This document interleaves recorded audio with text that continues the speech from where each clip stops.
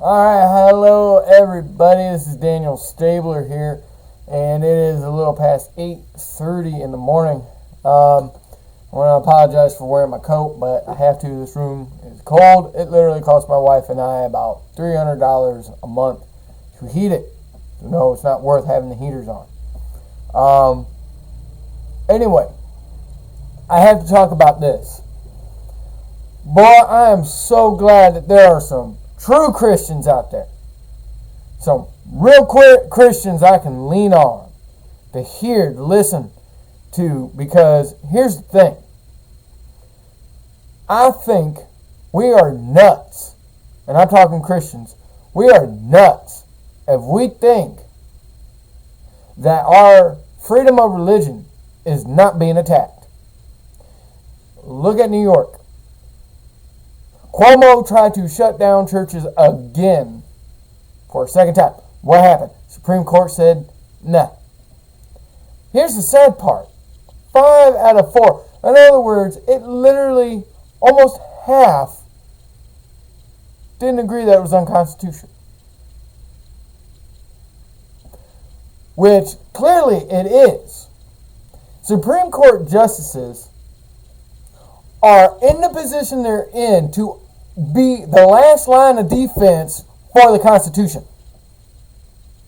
In other words, they are there to make sure that our governors, our mayors, our president, our congressmen are all following the Constitution, that they are not breaking it. And that is happening all across this country right now with the whole COVID. And the sad part is, I think most of them are disagreeing with the unconstitutionalness of these shutdowns because they go, well, we're trying to keep people safe.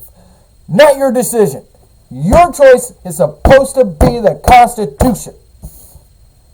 What does the Constitution say? You tell me what the Constitution says, and then I'll say, hey, that's what you should be agreeing upon. And the Constitution clearly states you have a right to freedom of assembly. You have the right to freedom of religion. You have the right to freedom of speech. You have the right to bear arms. We can go on and on. Simply put, that these government shutdowns are a violation of the Constitution. And ain't no Christian, or I shouldn't say no Christian, but there are some Christians that are like, we should just sit down and, let it be what it is. No.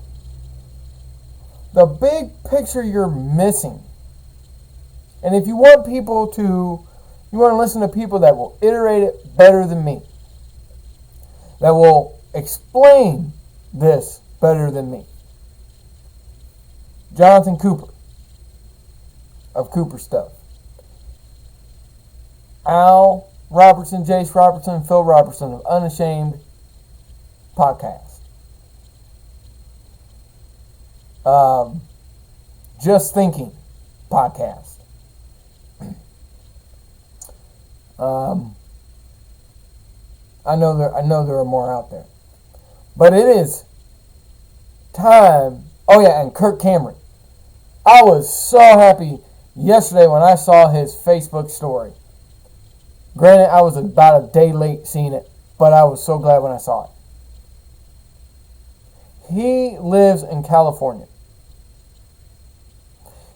There is a California mayor that is threatening to have people arrested just for walking outside or not wearing a mask. Arrested. He's calling it an act of domestic terrorism. For what? Executing my right to walk outside? I'm glad I don't live in California. But Newsom also was saying, hey, you can't sing during Thanksgiving. And probably will spill over into Christmas. Probably will. But here's the good thing. Kirk Cameron, along with a lot of fellow Christians, were like, hey, this is our constitutional right. And we're going to stand for it. So they peacefully protested and sang some Christmas carols outside. And they were wearing masks. Saw the video clip, short one that he gave. They were wearing masks, so they at least did that. They went out and sang Christmas carols. God bless them. Because I'm going to tell you the importance of supporting that peaceful protest. If we as Christians bow down and just allow the government to say you can't go to church, if we just bow down and allow the government to say you can't sing songs of worship, one, no, you're wrong. Constitution says very well I can. It's called freedom of speech, and freedom of assembly, and one more, freedom of religion. So yeah. But anyway, if we allow it, that's all we need to do is allow them to do that, to take it even further. You think, oh no, it's just for our safety. No, it's not. If it was for our safety, they wouldn't allow mosques to stay open as well. And if it was for our safety, they darn well would not allow pot stores to be open. Oh, I can't go and worship Jesus, but you can go and get your high on. Go ahead and smoke that marijuana. Hey, can't go and worship Jesus, but you can go to the strip club and even get drunk.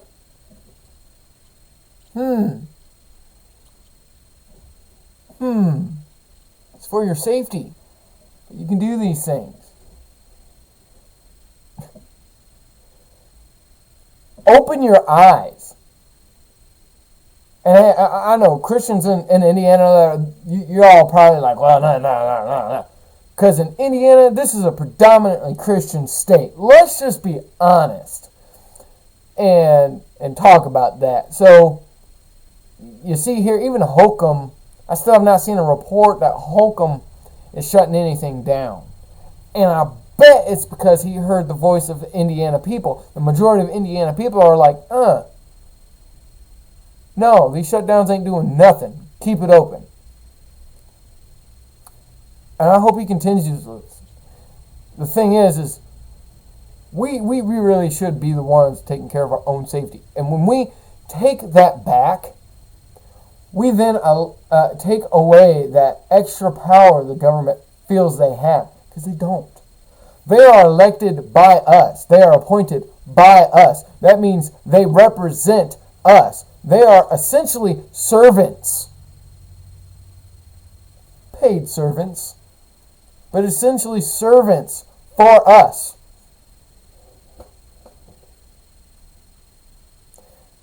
And I'm so thankful there are some Christians out there. Big name Christians. A lot of people know who Phil Robertson is. There are a lot of people that know Jonathan Cooper. Maybe not on a grand scale like Eminem, but they know him. And I think it's great because they recognize that. If we allow them to continue to step, even if it's lightly, on our freedom of religion, our constitutional rights, what's going to stop them from furthering it? It'll no longer be lightly stepping. It will be hard stepping. Prepare for it to be abolished. If you don't fight for it, if you don't stand up for it, prepare for freedom of religion to be abolished. And the ones they'll come after the most are Christians. You think I'm wrong? Think about this. Separation of church and state, when that came in to the Constitution, which, by the way, should have never been added anyway. When it came into the Constitution, it took away the rights for people to express their beliefs who work in the public schools, who work in public office.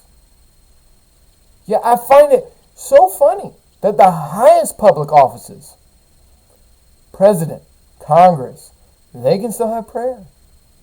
They can still talk about God.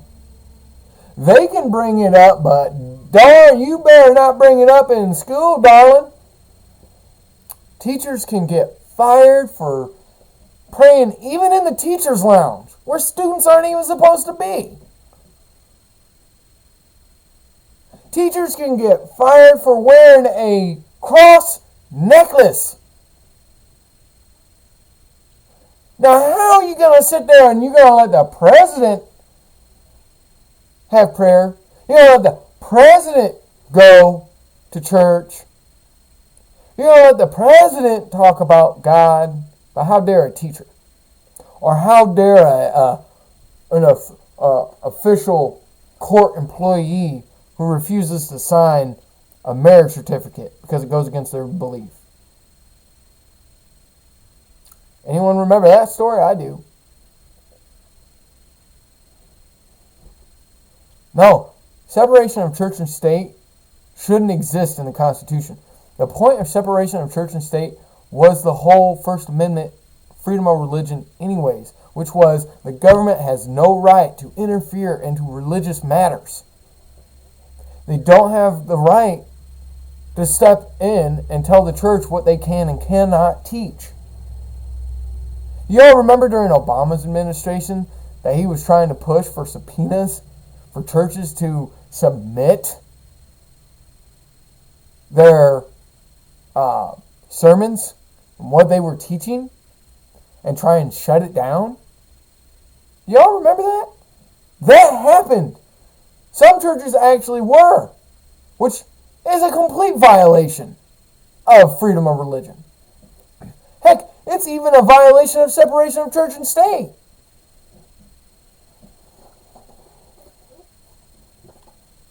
If we can't step in and have our faith in your public buildings, you certainly cannot step in and tell us what we can teach at a church.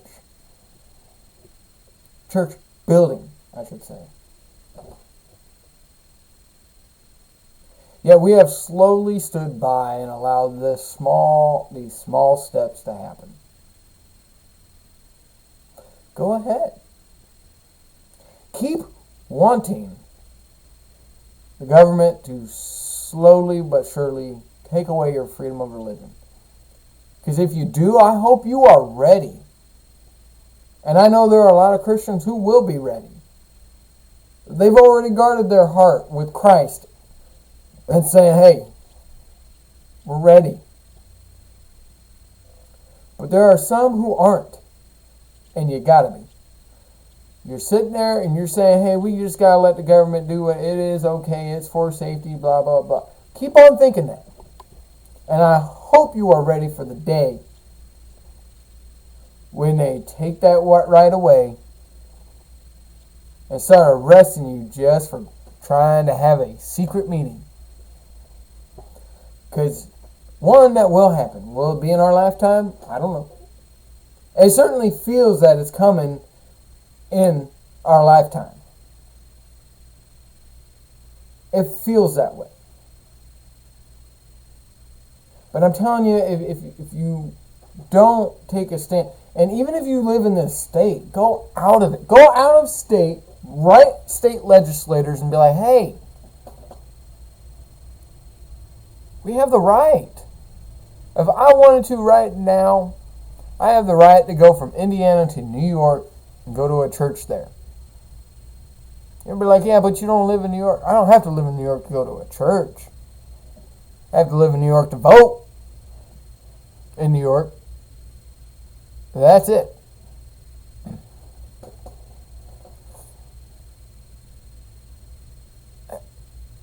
But we have to be prepared. That if we keep just letting them go ahead and just, oh, you can do this, you can do that. We just keep letting it. It will come a day and you need to be ready for it. That there will have to be secret meetings.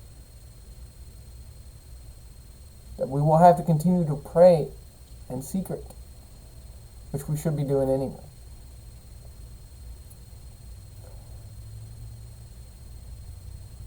It'll come to that. And we got to stand against it. Just like I hope Californians, if the mayor I think it's the Los Angeles mayor. If the Los Angeles mayor is seriously calling for people to be arrested just for walking outside, I hope people in droves peacefully protest and just go walking. Hey, we're going to stand arm in arm and we're going to walk down these streets together. In unison, in harmony, peacefully. The police going to arrest them all? They probably won't even arrest one. The point of that protest wouldn't be to say, haha, government. It's to say, hey, you're supposed to be representatives of us. And you're not doing that. I understand if you want to feel safe. I understand it. Whatever. I will say, though, you should already feel safe. If you're a Christian, hey, come what may. We're good. We have Jesus. It can't be expressed enough how great that is. Jesus told us, hey, though you may die, you shall live forever. In other words, when your life ends here, you will be resurrected and you will have forever with Him. So what that says to me is, hey, I don't care about no dang on virus, man. Do I want to get people sick? No. In fact, I took time off when I was still a salesman at Ben Davis. I took time off only because Rachel's business, my wife, where she works, had to close. And they only closed for a week. I took time off because I didn't want to risk me getting it and then giving it to her. We ended up both getting it anyway, months after the fact. And it turned out, hey, good. We didn't get it terrible. We got it, but it didn't kill us. For me, it was, I've had worse colds. Rachel, it was about like a bad cold for her.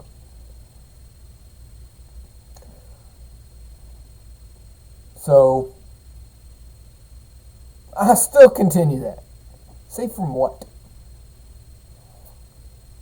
I get it. But in all honesty, come what may, we have Jesus. Fear God before fearing this.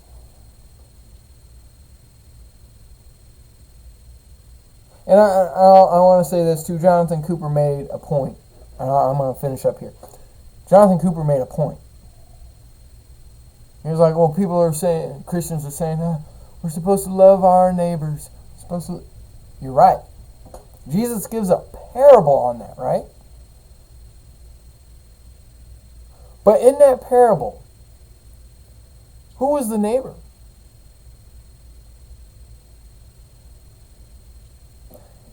The neighbor was that man that was beaten up and robbed.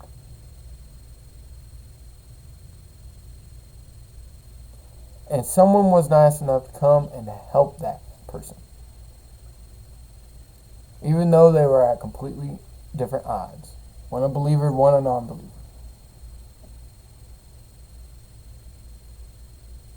That man was beaten up and then was helped by a fellow man. That's loving your neighbor. Here's another point of loving your neighbor. Jesus also, not only did he give that parable, but then he helped a woman in a similar situation to his parable. Right? A prostitute thrown down, Pharisees and other leaders of the church ready to throw stones at her and kill her. And Jesus stepped in and was like, you without sin, cast the first stone. He was helping the oppressed. She was about to be killed for the same reasons they were wanting to kill her. or she was about to be killed for sinning, just like those men were sinning and blaming her.